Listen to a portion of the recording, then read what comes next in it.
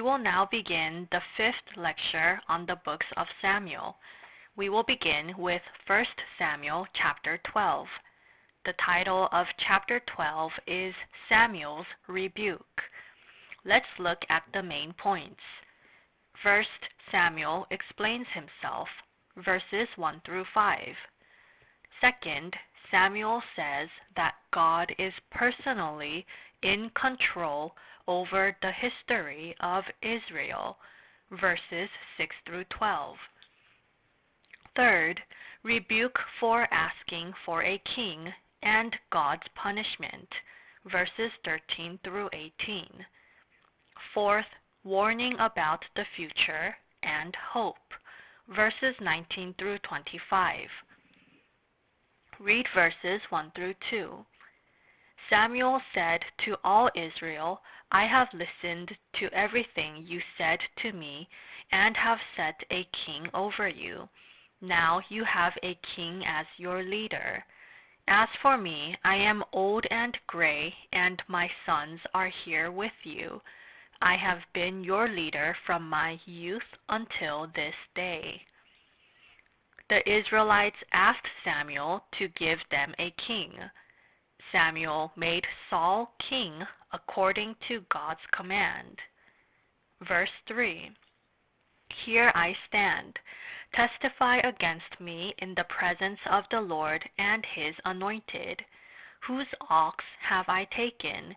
Whose donkey have I taken? Whom have I cheated? Whom have I oppressed? From whose hand have I accepted a bribe to make me shut my eyes? If I have done any of these things, I will make it right. Samuel explained himself before God and before the king. Samuel was faithful in his works for God as a prophet and a judge. First, the prophet Samuel never took anyone else's ox. Second, Samuel never cheated or oppressed anyone. Third, Samuel never received bribes. The people acknowledged these facts. This showed Samuel's faith. Samuel was faithful before God and just before the people.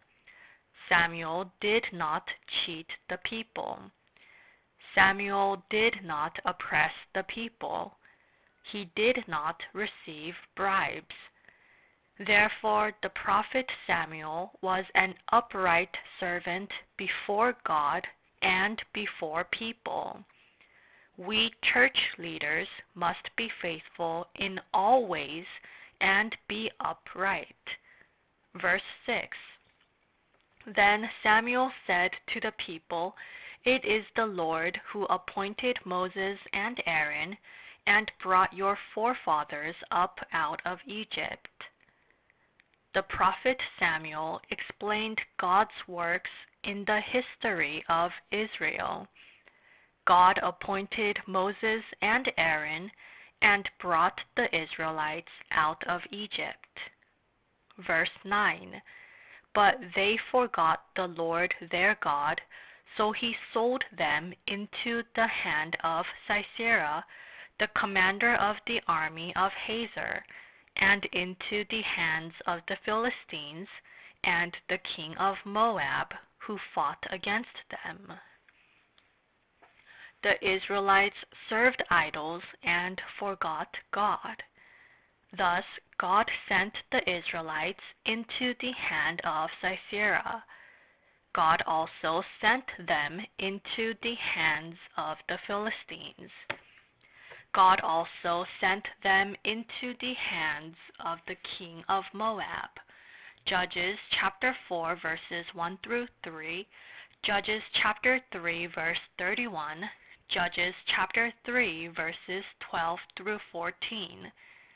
In this way, when the Israelites sinned, God punished them by sending them into the hands of foreign nations. Verse 11. Then the Lord sent Jerubbaal, Barak, Jephthah, and Samuel, and he delivered you from the hands of your enemies on every side, so that you lived securely. Jerubbaal indicated Gideon. Judges chapter 7 verses 19 through 25. God allowed the people to defeat the Midianites through Gideon. Barak is also known as Bedan. Judges chapter 4 verses 12 through 16. God allowed the Israelites to defeat Sisera through Barak. Next, there is a man named Jephthah. Judges chapter 11. God allowed them to gain victory over the Ammonites through Jephthah. In these ways, God raised up great servants in each generation to save the Israelites. God delivered the Israelites from Egypt. God allowed the Israelites to live in the land of Canaan. Then God raised up leaders while they were in Canaan to lead the Israelites. God directly ruled Israel as their king. However, the Israelites started to ask for a man to be named king. The Israelites did not want God to rule over them, but a man to rule over them as king. Hence, God rebuked the Israelites through the prophet Samuel. Verse 13. Now here is the king you have chosen, the one you asked for. See, the Lord has set a king over you. It was wrong of the Israelites to ask for a king. It was the second best plan for the Israelites to serve man as king than God. The Israelites did not want God to rule over them, so God wanted to rule over them through a king. God chose Saul as king. Now the people were to obey the king's orders. That meant that they were to revere the Lord and serve the king well. God told the people to serve God through the king. We must not disobey God's commands. Verse 15. But if you do not obey the Lord, and if you rebel against his commands, his hand will be against you, as it was against your fathers. God gave the people a king, and if the people did not obey God, God would punish them. Verse 16. Now then, stand still and see this great thing the Lord is about to do before your eyes. God rebuked the people for asking for a king. As a sign, God sent thunder and rain. God showed the people that it was a great sin for the people to ask for a king. The Israelites feared God because of the sudden thunder and rain. Verse 19. The people all said to Samuel, Pray to the Lord your God for your servants, so that we do not die. For we have added to all our other sins the evil of asking for a king. The Israelites asked the prophet Samuel to pray for them. In verse 20, the prophet Samuel said, Serve the Lord with all your heart. Serve the Lord with all your heart. Do not turn away after useless idols. Then God would not reject the Israelites, but would save them. Today we too must receive God's rule. We must be ruled by God. Verse 22. For the sake of his great name, the Lord will not reject his people, because the Lord was pleased to make you his own. God did not reject the Israelites for the sake of his great name. God was pleased when the people turned from their sins and repented. Now the people needed to serve God with all their hearts. They needed to throw away idols. When they did so, God would not reject the Israelites for the sake of his name and glory. Verse 23. As for me, far be it from me that I should sin against the Lord by failing to pray for you, and I will teach you the way that is good and right. The prophet Samuel was a man of prayer. As a prophet, Samuel always prayed for the Israelites. Samuel's mother, Hannah, was also a woman of prayer. Hannah made a vow and prayed to God, and she gave birth to Samuel. The prophet Samuel took after his mother and became a man of prayer. It says here that it is a sin to fail to pray. We must pray without ceasing. We must choose times of prayer in the early mornings and pray diligently. We pastors must always pray for the believers. Believers must also pray for the pastors. Pastors and believers must pray for each other. Verse 23. As for me, far be it from me that I should sin against the Lord by failing to pray for you, and I will teach you the way that is good and right. It says, I will teach you the way that is good and right. Pastors must properly teach God's Word. Pastors must first pray and understand the truth, and they must share spiritual bread with their flock. Verse 24. But be sure to fear the Lord and serve him faithfully with all your heart. Consider what great things he has done for you. The people were to remember the great things the Lord did for them. God did great things for us. We must always remember them in our hearts.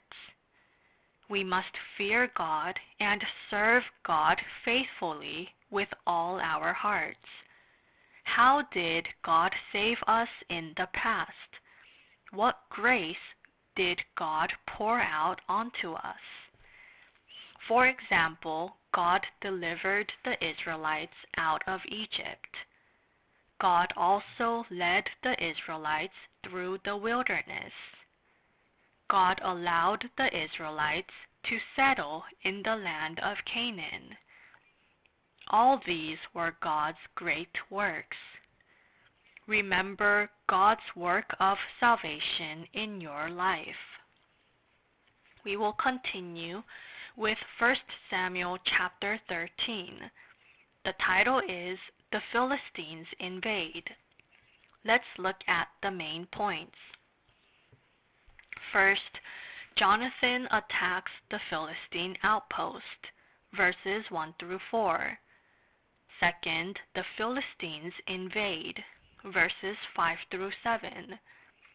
Third, Samuel rebukes Saul for his wrongdoing, verses 8 through 15a. Fourth, the Israelites and the Philistine army confront each other, verses 15b through 23. Read verses 1 through 2. Saul was 30 years old when he became king, and he reigned over Israel 42 years. Saul chose 3,000 men from Israel. 2,000 were with him at Michmash and in the hill country of Bethel, and 1,000 were with Jonathan at Gibeah in Benjamin. The rest of the men he sent back to their homes. It was now about 2 years after Saul became king. Saul went into battle with the Philistines. Here it says that 3,000 men from Israel went to battle. Verse 3. Jonathan attacked the Philistine outpost at Geba, and the Philistines heard about it. Then Saul had the trumpet blown throughout the land, and said, "Let the Hebrews hear." Jonathan attacked the Philistine outpost. Because of this, the Philistines wanted to invade Israel. King Saul then prepared to go into battle against the Philistines. It was wrong of Jonathan to attack the Philistines. Israel was God's nation. It was a nation that was under God's reign. Therefore, it was wicked of foreign powers to invade God's nation. Hence, Jonathan courageously went and fought with faith and justice. Jonathan attacked the Philistine outpost with a loving heart for God.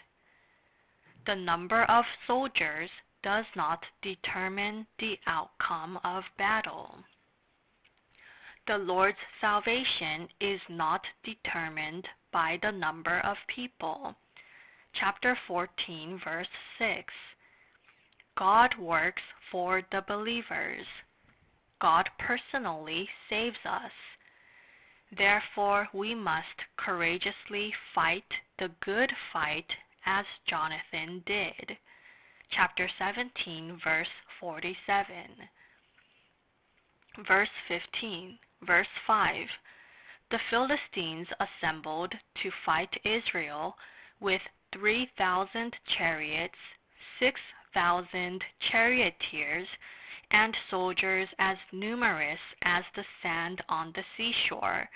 They went up and camped at Michmash, east of Beth Aven. The Philistines had a great military force. The Philistines had 3,000 chariots. They had 6,000 charioteers.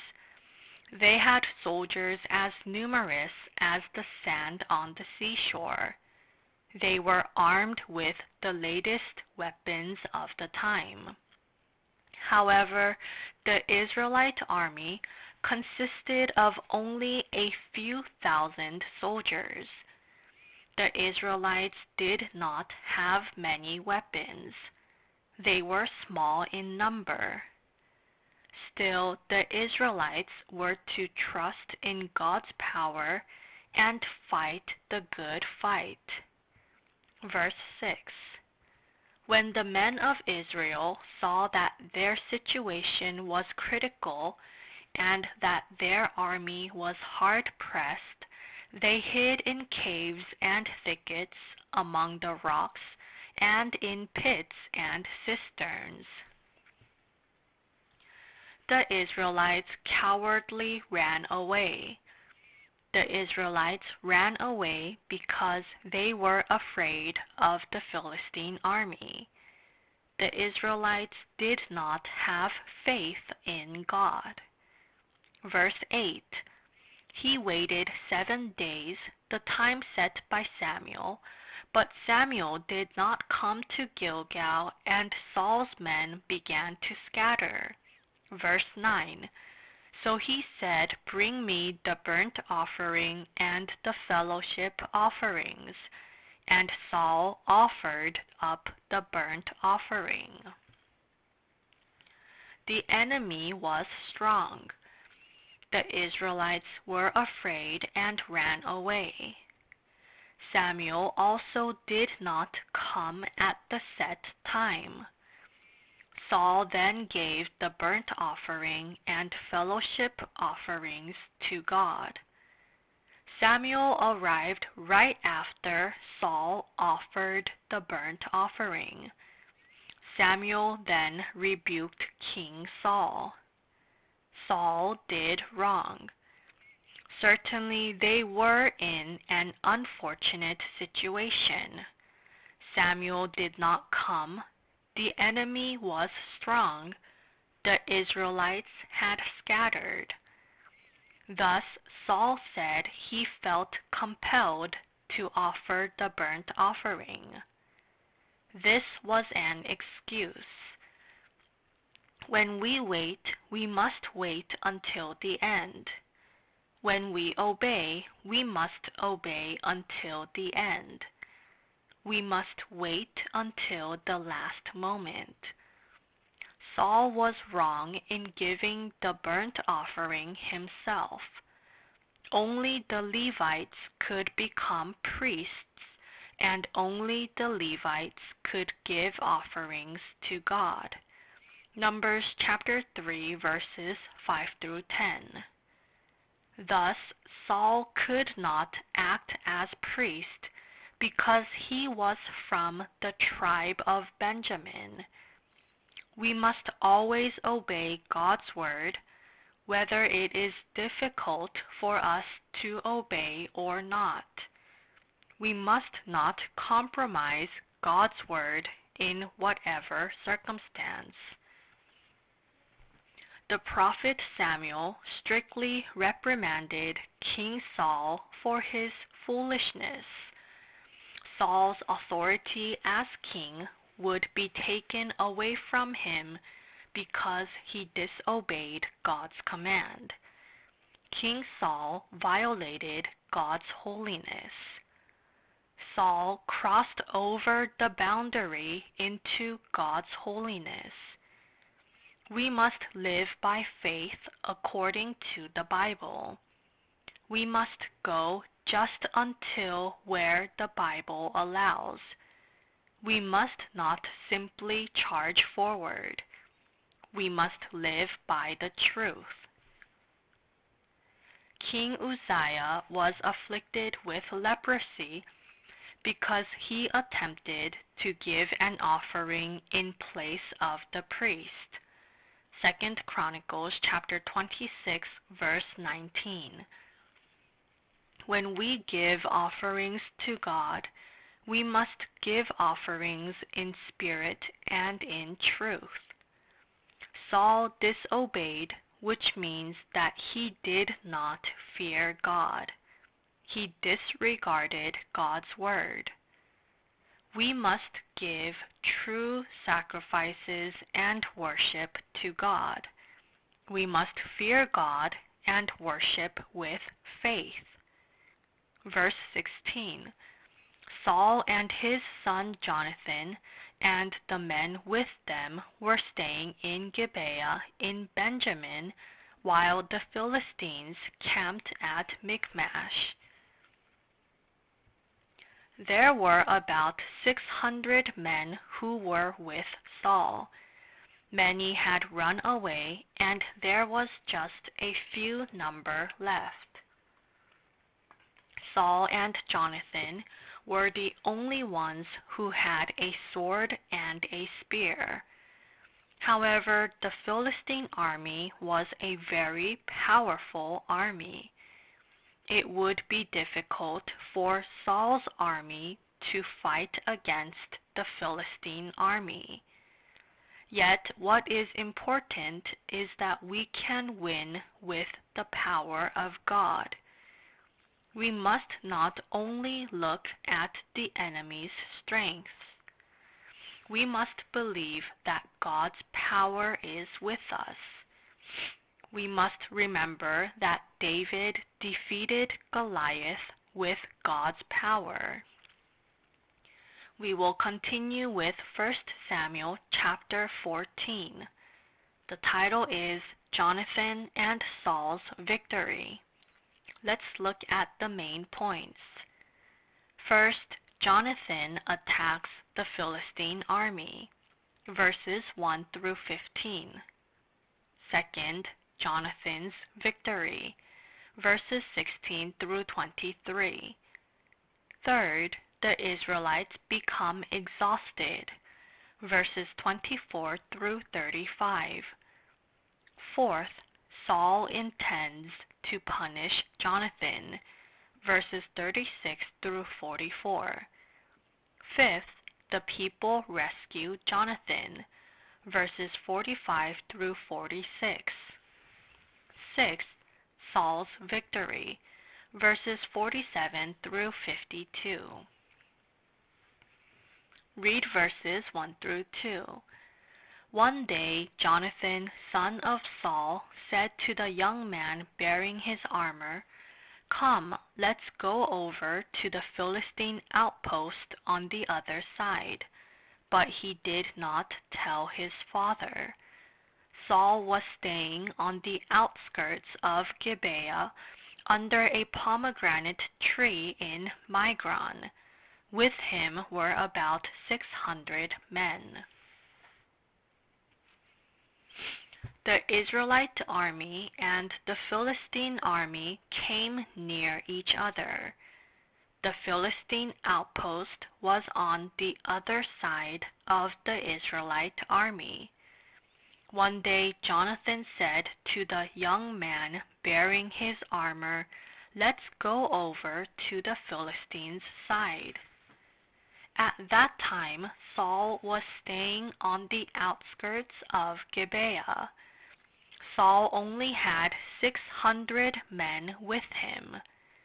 A man named Ahijah, wearing an ephod, was with him. Verse 3. Among whom was Ahijah, who was wearing an ephod? He was a son of Ichabod's brother Ahitub, son of Phinehas, the son of Eli, the Lord's priest in Shiloh. No one was aware that Jonathan had left. Ahijah was wearing an ephod. Ahijah was Ichabod's brother. He was the great-grandson of Eli the priest. It is possible that Saul appointed Ahijah as priest. Verse 4. On each side of the pass that Jonathan intended to cross to reach the Philistine outpost was a cliff. One was called Bozez and the other Seneh. Jonathan wanted to cross over to the Philistine outpost, yet there was a cliff. One was called Bozez and the other was called Seneh. Verse 6. Jonathan said to his young armor-bearer, "Come, let's go over to the outpost of those uncircumcised fellows. Perhaps the Lord will act in our behalf. Nothing can hinder the Lord from saving, whether by many or by few." Jonathan displayed his faith here. The number of the Philistine army was as many as the sand on the seashore. Chapter 12, verse 5. Yet Jonathan was not afraid. Nothing can hinder the Lord from saving, whether by many or by few. Salvation is in God's hands. Jonathan believed in God's power. Jonathan believed that the two of them could defeat the enemy if God was with them. We could see that the young armor-bearer also had good faith. Hence, Jonathan and the armor-bearer invaded the Philistine outpost. Verses 8 through 9. Jonathan said, "Come then, we will cross over toward the men and let them see us. If they say to us, 'Wait there until we come to you,' we will stay where we are and not go up to them." Jonathan and his armor-bearer entered the Philistine boundary. Then Jonathan decided to test something. If the Philistine men saw Jonathan, and if they said, "Wait," Jonathan would not go up to them. However, if the Philistine men said, "Come up," it would be a sign from God for the two of them to invade. Verse 12. The men of the outpost shouted to Jonathan and his armor-bearer, "Come up to us and we'll teach you a lesson." So Jonathan said to his armor-bearer, "Climb up after me. The Lord has given them into the hand of Israel." Jonathan showed himself to the Philistine outpost. The Philistine men then said, "Come up to us." Jonathan then knew that it was God's will. Jonathan decided to go up and fight the Philistines. Jonathan said, "The Lord has given them into the hand of Israel." Verses 13 through 14. Jonathan climbed up using his hands and feet, with his armor-bearer right behind him. The Philistines fell before Jonathan, and his armor-bearer right behind him. The Philistines fell before Jonathan, and his armor-bearer followed and killed behind him. In that first attack, Jonathan and his armor-bearer killed some 20 men in an area of about half an acre. Jonathan and his armor-bearer climbed up. Then Jonathan struck the Philistine army. The Philistines fell before Jonathan. Jonathan and his armor-bearer killed about 20 men in an area of about half an acre. Half an acre was an area of land that could be plowed by a yoke of oxen in one day. The two men killed 20 people. Jonathan laid down his life with faith and relied on God as he fought. The power of God helped Jonathan. Hence, Jonathan gained victory. Verse 16. Saul's lookouts at Gibeah in Benjamin saw the army melting away in all directions. Saul's lookouts in Benjamin saw the Philistines. They saw that the Philistines were scattering in all directions. In verse 17, King Saul said, "Muster the forces and see who has left us." Then they found that Jonathan and his armor-bearer were not there. Verse 20.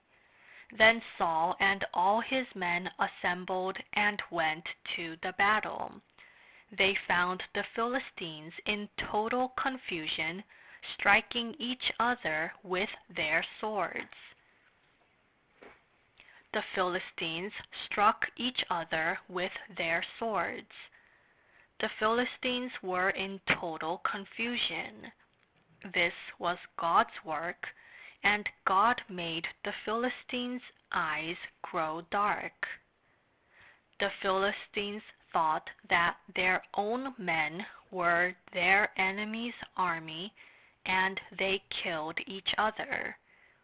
The Philistines were in total confusion. God worked and allowed Jonathan to gain victory. Verse 21. Those Hebrews who had previously been with the Philistines and had gone up with them to their camp went over to the Israelites who were with Saul and Jonathan. At that time there were Hebrews who were living in the Philistine land. The Hebrews were chosen as soldiers in the Philistine army. The Philistines began to retreat. The Israelites in the Philistine army returned. They planned a revolt against the Philistines. Verse 22. When all the Israelites who had hidden in the hill country of Ephraim heard that the Philistines were on the run, they joined the battle in hot pursuit. Those who had hidden in the hill country of Ephraim came out of hiding. They were men who previously ran away because they were afraid. Now these men came out of hiding. Hence the Israelites gained victory in the battle. Now let's look at the cause of victory in the battle. First, Jonathan believed in God's power and went courageously to fight. Second, God made the enemy greatly afraid. Third, the Philistines fought and killed each other. Fourth, the Hebrews in the Philistine land returned. The Hebrews struck the Philistine army. Fifth, the men who had hidden in the hill country of Ephraim joined the battle. Hence the Israelites gained a great victory. We too must go forward with courageous faith like that of Jonathan. We must not be afraid, but lay down our lives and fight for God's works. We must not fight with flesh and blood. We do not fight with our fists or with swords. We fight the spiritual fight. We must win with the truth and with God's word. Then God will allow us to have victory. Here we will conclude the 5th lecture on 1 Samuel. Thank you.